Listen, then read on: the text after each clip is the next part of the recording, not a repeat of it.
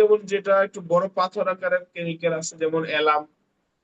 অ্যালামও একটা কেমিক্যাল, সেক্ষেত্রে অ্যালামটা তো একটু বড় সাইজের থাকে, পাথর আকারের, সেটাকে আমরা বলি হলো সলিড।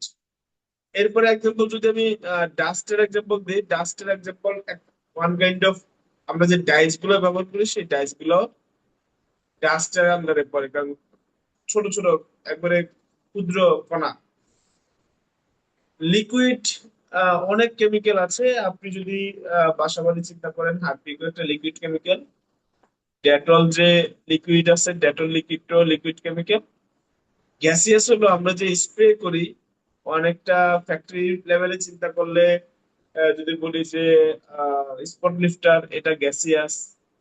তারপরে আমরা যে পেট্রোল, সরি পেট্রোল তো লিকুইড, রেফ্রিজারেন্ট গুলো ব্যবহার করি, এগুলো কেমিক্যাল। তারপরে যে নাইট্রোজেন গ্যাস, এগুলো কিন্তু রাসায়নিক পদার্থ, তার মানে এগুলো কেমিক্যাল।